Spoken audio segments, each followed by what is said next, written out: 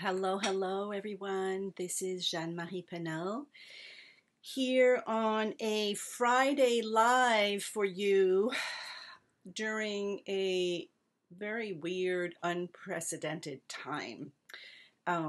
So I just want to be here to support you, all of the parents that are at home with your children and such, and really let's make the most of this, right? It is a bizarre time, like I said, and I just want to be here to support you and to really answer any questions that you might have around how to navigate this time, especially with our younger little humans. So I will share a little bit about myself, and let me just, can I get a thumbs up that you can hear me? I am on both my page, Jeanne Marie Voilà Montessori, but I also wanted to be sure that I am posting in the homegrown camps and programs because that's where I need to be. So am I there? I don't know. Oh, yes, I am. Okay, perfect. So, questions. I do not see any questions from all of you, so that is fine. I will answer some of the questions that I did get on Instagram because I'm also on Instagram. And just going to take a minute to introduce myself as well for those of you who do not know me. I am Jeanne Marie Paynel, and I am a Montessori trained guide from birth to 6.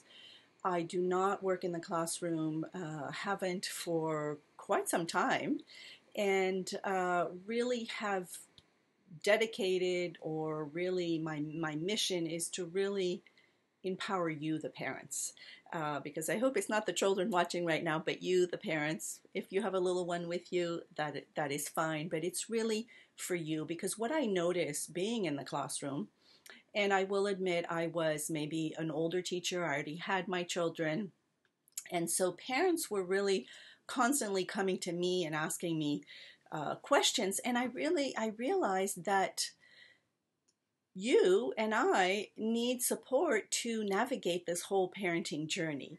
And so I've really, gone out into the world, created my business around really supporting parents to understand their child, to understand human development, to better understand how we can really connect with our little ones and such.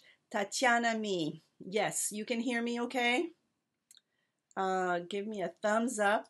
Hi, Jenny, you have a question. Is that a cue question?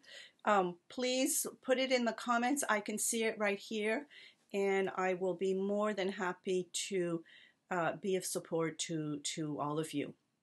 Like I said, this is a time when we are needing to come together in different ways because we are being restricted to meet in person. So I don't know, depending on where you are in the world. I have both family in France and I'm physically in California. France has been in lockdown or, confinement, even though the president didn't really say the word confinement, but that's what he's asking of everybody, is to stay inside, stating it as a time of war, which I had a hard time hearing that word, but we are fighting with this invisible enemy, which is this virus. And here in California, our governor just announced last night that we are in stay at home. So really restricting all, going out of the house. I have actually been at home for a week now. My son, who has been away in college, came home Sunday night, has been with us. It's kind of hard to see this 19-year-old who's usually out and about, being confined, but that's the reality that we are in right now. So some of the things that we've been doing here in the neighborhood, because I have a very tight community of neighbors, and we were all concerned because we have a 96-year-old neighbor who lives alone. And so, all these different text messages going on. And so what we did just yesterday, we set up a Slack. So it's another app, but it permits us to have different conversations with different topics. So we have the groceries. We have actually a book club. we thought we'd entertain ourselves, and we have a little romance novel book club going. And then we have just for fun and something else, a general. So that keeps us all connected because we usually see each other every day, and we usually, on Fridays or Saturdays we'll have a happy hour. So I'm actually organizing a virtual happy hour for later in the day, just so that we can be connected, because I think that that's the hard thing right now, is not to get into the loneliness and despair and all of that. But what I wanted to be here for you is really to support you, the parents who have suddenly been asked to really be with your children 24 hours 7. And to that effect, I just want to say that I think we often complain, or we often are sad because we don't have enough time with our children. And now we are being given the gift of time with our children. So really make the most of it. And for me, it's really taking the pressure off of you to feel like you have to keep up with a certain, rigorous schedule, and that you have to keep up with the school. This is unprecedented time. We have never, ever experienced this in our lifetimes. So relax, take good care of yourself. That is the priority, is asking you, the parent, what do I need right now? Because you might need some time away. You might need to go get in a bubble bath at any time of day. Doesn't matter.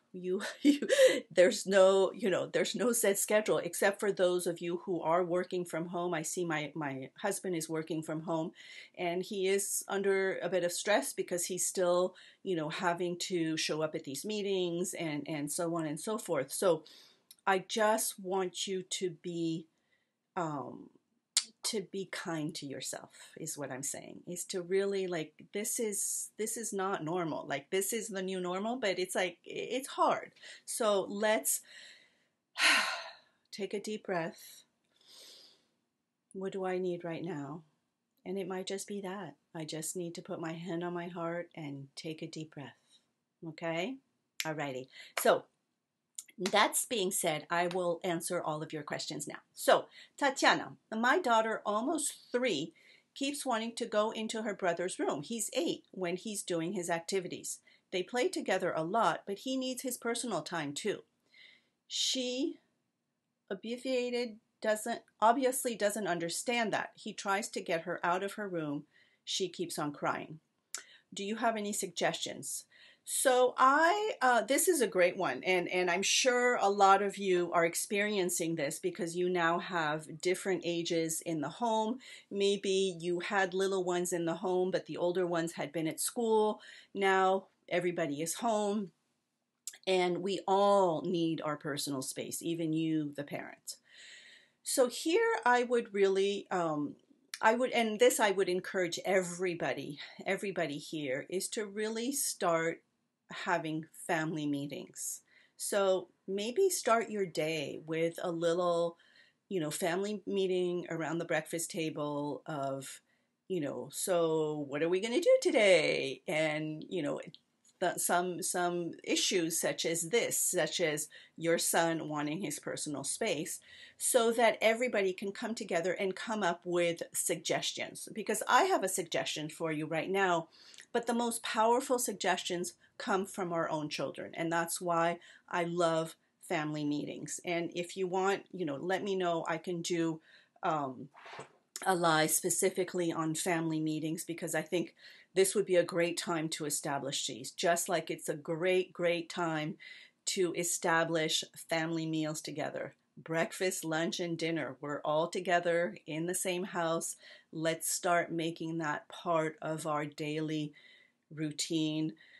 Make it fun. Don't make it, don't give yourself a lot of stress. Maybe, dinner time can be a little bit more elaborate, some candles, a tablecloth, whatever. We have the time, right?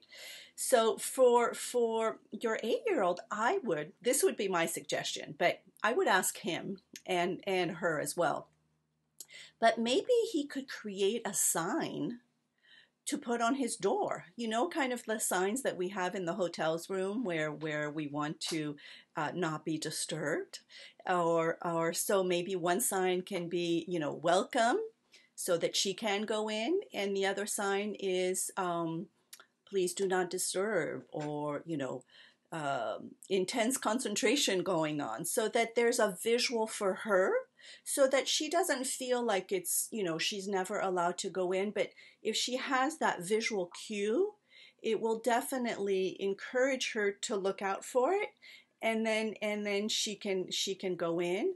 Or maybe, having a knocking signal, things like that. And these are, these are boundaries that need to be set, and that are important.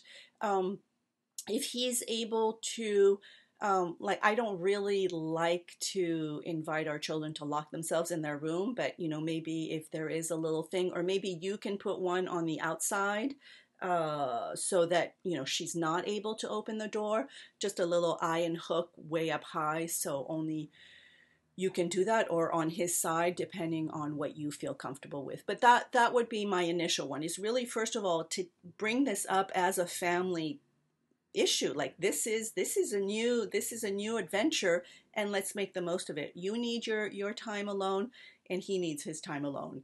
And maybe remind her also of times when maybe she didn't necessarily want to play with him, right? So that would be my suggestions.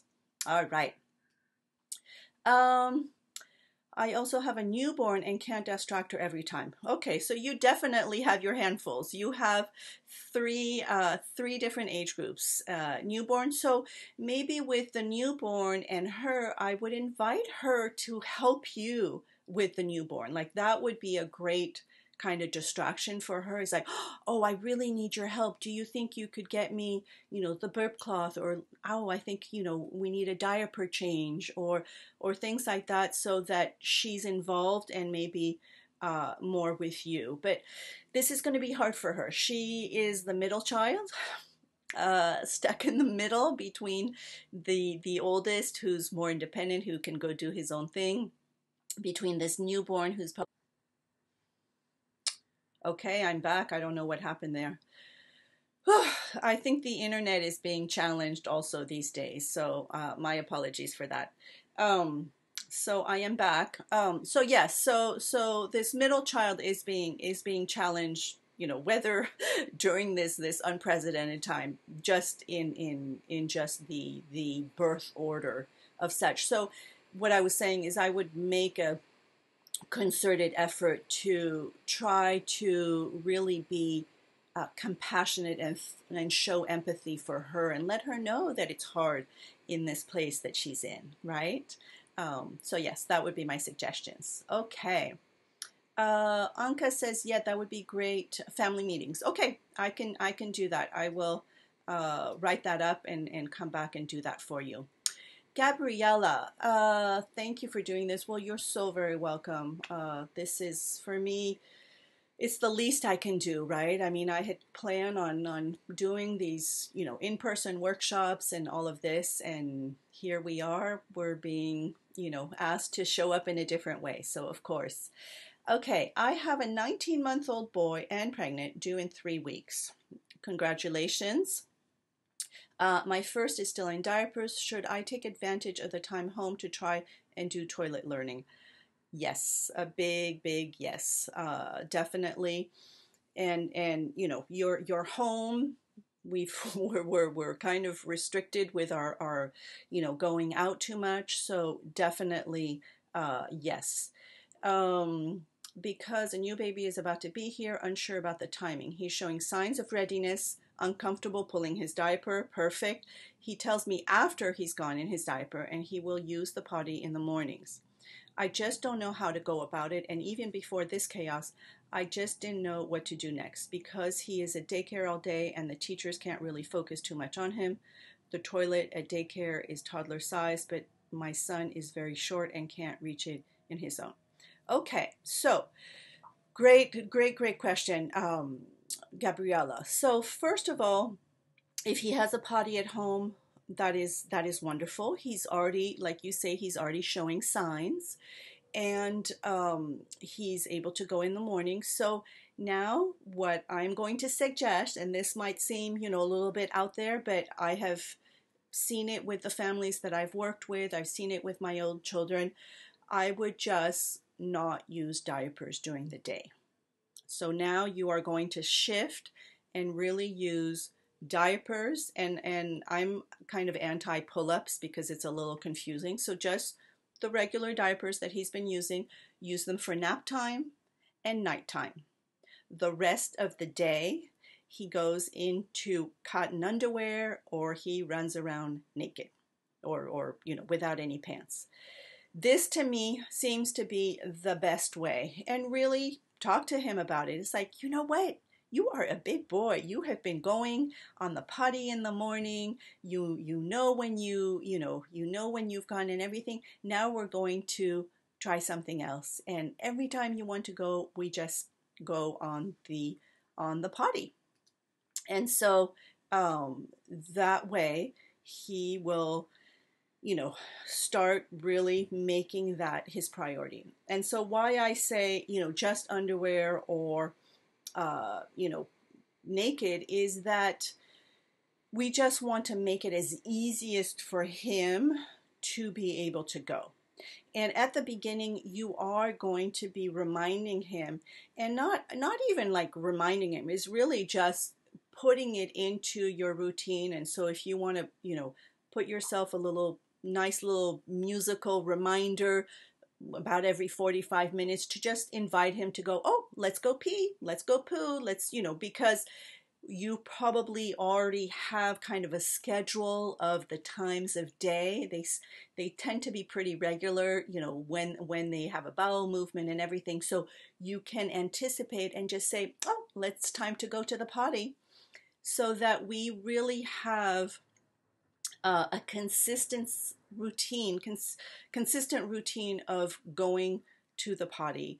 That might mean you need to sit on the toilet a bit. You might be spending a lot of time in the bathroom, but like we said, we have this gift of time right now. Let's take advantage of it. So that would be my suggestion. Really, getting some cotton underwear if you can. I like the thicker training pants. If you don't have any, don't go out and buy. If they're available, online, fine, but it's not the end of the world. Anything will do, or even a little sweatpants that has just elastic. We just want to make it as easy for them to take off their clothes so they can go. And that would really be my suggestion. And I will post also, I don't know how to do that, but I will try to post. I have a PDF that kind of takes you a little, print up that I did of all of the different elements that I think are important for toilet awareness and toilet learning. So hopefully that was helpful. All right. Okay. Okay, perfect. So I think that is it. So I will answer 2 questions that I also got on Instagram. And let me know if you are on Instagram, if that would be something that you would prefer that I be there or here. I never know like what is the best way. Let me see here. Where can I find it? Okay, hold on.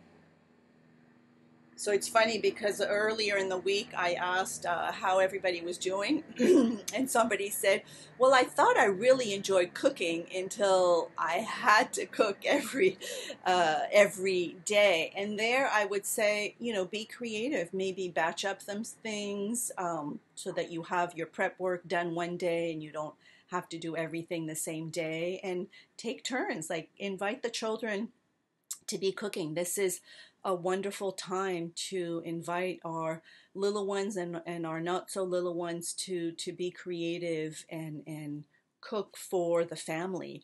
And I know with Cham and Pilar's group, Cham has been doing a lot around cooking, so this would be a great opportunity. Um, Oh, I have another question here. Anka, okay, our son was 25 months old when his sister was born. He was diaper free for some months, but there was a setback during night for a few weeks. So expect that. Yes, and definitely, Gabriella, when your number two is going to come along, there might be or there might not. It really depends on where we are with this whole situation. If he is back in daycare, things like that. Uh, but definitely nighttime and nap time, I wouldn't concern myself with that at all. It's really daytime. It's really, let's just focus on daytime. He's already going in the morning. So, decide to just put away the diapers during the day. And if you do go out, because we still do need to go out and get some fresh air, walk around the neighborhood, whatever we can do, make sure to go to the potty before you go out. If and that would be what I would suggest. So yes, very good point, Anka. Um, Sorry. Okay. So, whoops. Let me see here. Oh, why can't I find it? Okay, here we go. Sorry, I'm being challenged to do both. Okay, so one of the questions was how to stay calm when I get triggered and remember all that I've learned on my Montessori journey. So this is Freya and Joseph over on Instagram, and I would say that this is what I started this live with, is the importance of our own self-care. What do I need right now? Really being mindful to take good care of yourself, because yes, we're being triggered. I see me. I don't have little ones at home. I just have my 19-year-old that came home. I have my husband working at home now. Up until now, I've been home alone. I have an office space. I work alone. Now my husband is here with me. I'm triggered. I'm definitely, and I've been a little snappy. Both my son and my husband called me on it, and I realized, like, okay, this is a different time. I'm worried about my brothers and sisters, about my father, who's an elder man who's living in Paris. So yes, I mean there's even more triggers than we normally would have, and especially you, the parents of little ones, you are constantly being triggered because that's what they're here to do is to trigger us so that we can evolve and we can really grow from this amazing journey that is called parenting. So here, I would just be very mindful that, oh, that's triggering me. Like, make a note of it. Maybe even keep a journal about it. And really ask yourself, what do I need right now? Why is this triggering me? And being really mindful to take good care of yourselves. Really important. And then there are, when she says also everything that I've learned in my Montessori journey, Montessori for me is really a way of doing things. It's not necessarily what we do or what we get or the activities or whatever. It's really how we show up for our children. It's really understanding this concept that they are a full-fledged individual and that we have very little control over, who they are and what they're interested in. And it's really about following their needs and creating that. And at the same time, respecting our own needs. So I would just say here, do not be too hard on yourself of saying like, I'm messing up or whatever. Like, again, this is new for us. We have never been asked to stay home. This is a very strange time. So let's be kind to ourselves and not feel like we have to respect these, color-coded extravagance schedule. Like, just be with your child, be with yourself. If you need some time alone, just let your child say, I need some quiet time. I'm going to go sit on my bed, or and when I sit in this chair, this is my quiet time chair. Like, create those spaces for yourself. Really, really important. I can't not stress that enough. Okay, I have somebody who wrote in Russian, but I cannot read that. I have, Sir Mommy, how to deal with tantrums when you can't take the time at that specific moment? Very good question. When our children are having a meltdown or a tantrum, however you like to call it, this is a time when their right brain, their emotional brain has kind of, lost its connection. So it's true that when we are, patient and all of that, we can, come down to their level and say, I'm here for you, offer them a hug. We don't take them and just hold them without their permission. We want to, say, it looks like you really need a hug, or, oh, I could use a hug, because that connection will calm them. But here the mom is asking, what if I don't have time?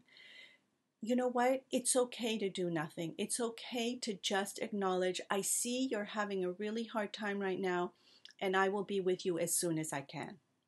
That's it. That is it. Sometimes we just need to go through the motion. So I know that might sound uncomfortable and a little harsh, but that is the reality. Like, we cannot show up, all the time. Like, we're humans too. So being very, okay with that and saying, I love you and I see you're having a really, hard time. I'll be right there.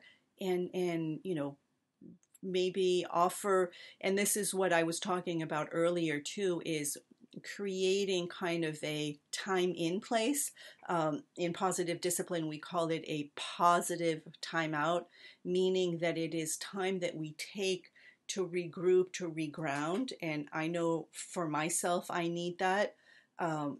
These days, it has been my bedroom, because there's also there's been construction going on in my house and everything, so it's been a little crazy. But it all got all done in the nick of times, so that's good.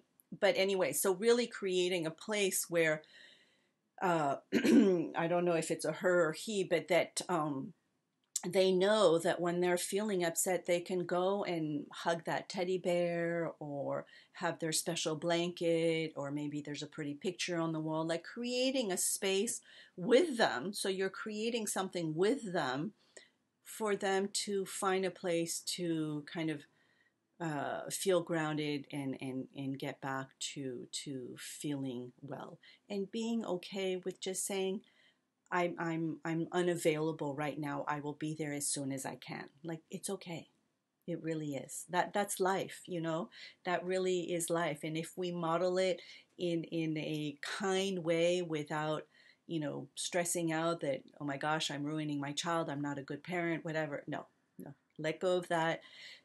This is just us being humans, and we have other things. We have an important conference call. We have, somebody else asking for attention. We have to make priorities, and children need to understand that, and it is okay. Alrighty? Okay. So I think that's it for all of the questions. I would just, really say again, I encourage you to reach out to those you care for, those you are concerned. Just, we are in an unprecedented time, And we also have this amazing internet.